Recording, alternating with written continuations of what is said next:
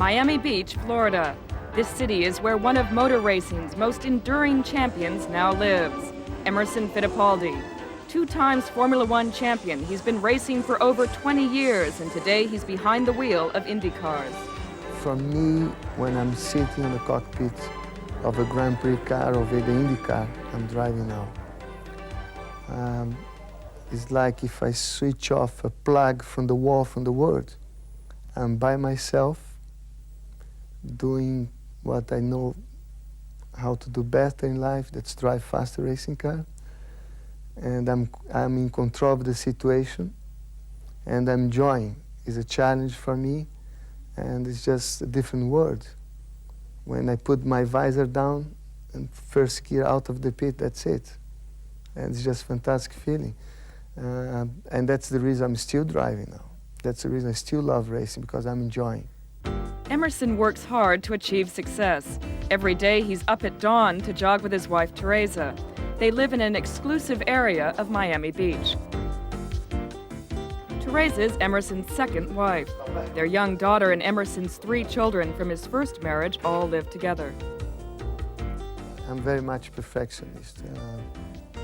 Inside the track and outside the track. Sometimes good, sometimes bad, because I'm very hard to my family. I want everything to be organized, everything tidy, and I give a hard time to people. I think help me a lot in racing. I think help a lot. You have to be perfectionist to succeed in racing. You have to look every detail. Every little thing you can gain can mean a lot by the end of the race. And to achieve maximum performance to yourself and to the car, you have to be perfectionist. And I think I learned that in sport, and that helps a lot in my professional career. Emerson's fascination with speed began at an early age. He grew up in Sao Paulo, Brazil, in a family of racing enthusiasts. His father was a motor racing journalist, and his elder brother Wilson a successful driver. By the age of 21, Emerson dominated Brazilian racing, but he set a career goal to become a Formula One driver. I always, as a dream, as ambition, as a racing driver, on my mind would be, if one day I could start a Grand Prix, that's it. My dream would be true. My dream would come true. That would be my biggest achievement. And when I started racing Super V and Formula V, actually, in Brazil, and I won the Brazilian Championship. Before that, I won the go-kart championship. And then I moved to England to drive Formula Ford. Going to England, to a different country, to Europe, my ambition was one day I hope I can start a Grand Prix. Within 2 years of moving to Europe, Emerson fulfilled his dream. He joined Team Lotus in 1970 and quickly established himself as a top Formula One driver. Here in 1972 at Brands Hatch, he gained valuable championship points with this victory. Emerson attributes much of his success to his father. He introduced me to racing. And sometimes he raced as an amateur. For sure, that motivated me a lot. Plus, some advice he gave to me, like he said, Emerson, if you want to be a racing driver, take serious. It's a sport with a high risk, and you cannot play around. Just do, but do well, serious and properly. I think that was a great advice. Monza, Italy, 1972. Fittipaldi is about to make racing history. By winning this race, he became, at 27, the youngest driver ever to capture the World Championship. I remember well crossing the finish line in Monza when Colin Chapman threw his hat in the air. And I was world champion. It was like a big dream for me. I mean, like I told you before, I was not even thinking on achieving the World Championship when I arrived in Europe. I was just expecting one day to start a Grand Prix race. And it was just a fantastic day. I mean, that was my best day in motor race. It doesn't matter what's going to happen in the future. I mean, no other day is going to replace that.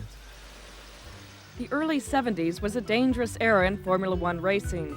Today, safety precautions have much improved, but racing drivers still face considerable dangers. Everybody, we are going to die one day. But there is no way I'm going to sit on a racing car think about death is around. The risk on modern life exists to all of us. You can go on a plane, the plane can crash.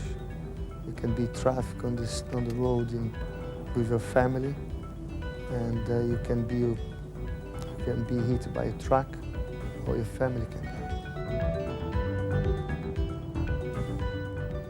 I think anybody who takes a high risk in life, in sport, or any activity with high risk, you appreciate much more life, and it's great.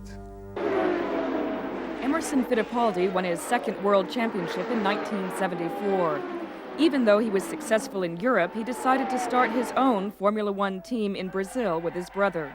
The venture failed disastrously. I think in life you do mistakes, and sometimes your goals you don't achieve, and you have to accept that.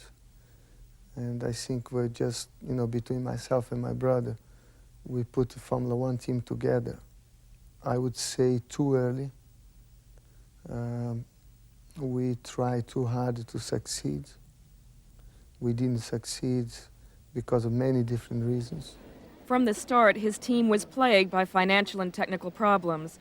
Emerson never matched his earlier success. By the time he retired in 1981, his first marriage had also failed.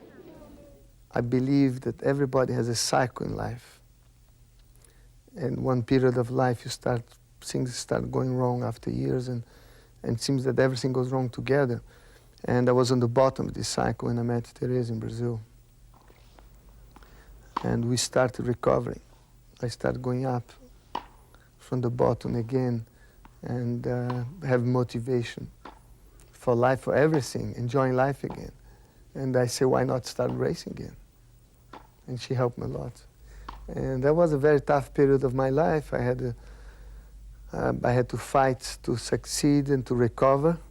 And I'm a very optimistic person, even going through a very tough period of my professional life, my private life.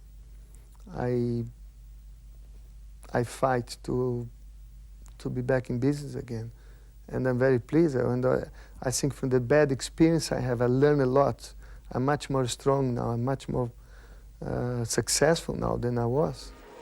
Emerson returned to racing in 1984, but as an IndyCar driver. He soon adapted to the fast oval tracks of the American circuits. He was now settled in America. Just by coincidence, I come to America. One of the Indy teams invited me to try Indianapolis. Indianapolis is always on the back of my mind. It could be a dream that the Grand Prix driver want to experience Indianapolis one day. And I did experience, I love it. I'm here so far until now driving the Marlboro car. I'm really enjoying it. I think the limit is the edge of achieving or not achieving. If you go on a corner, your corner speed, maximum, the ideal corner speed, that's the limit for you and your car is about 125 miles per hour. And you drive 127, you can crash. And if you drive 123, you're not going to win the race. You're going to be second or third. And to achieve that edge all the time during the race, to be consistent on that edge, I think that's what makes the winner by the end of the race.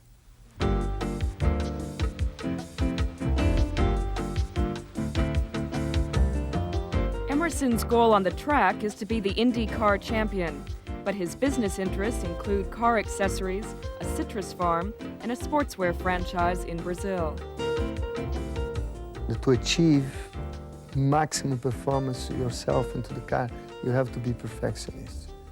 And I think I learned that in sport, and that helps a lot in my professional career, on my business, with the business I have, and people that works with me, they have to be perfectionists, and they are. And that's the team of people I have around me, same as in racing.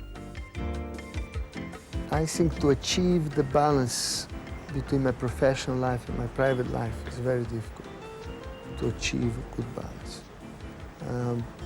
One of the things I'm enjoying in America driving IndyCar is that I can achieve that balancing much better than I could in Grand Prix racing. I think it's true that who is in the cockpit enjoying himself, driving faster race cars, having a great time. That's myself. The family suffers a lot. The risk of the sport, the time the sport takes me away from home, the pressure is a constant pressure. Emerson spends over half the year traveling, but when he is at home, his family is the focus of his life.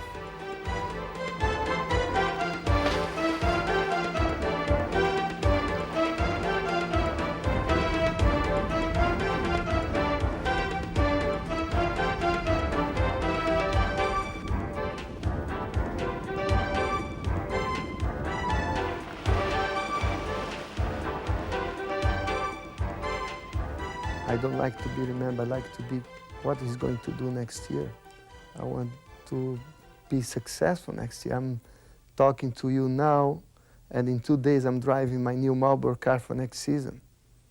And that's great, I'm working next year now.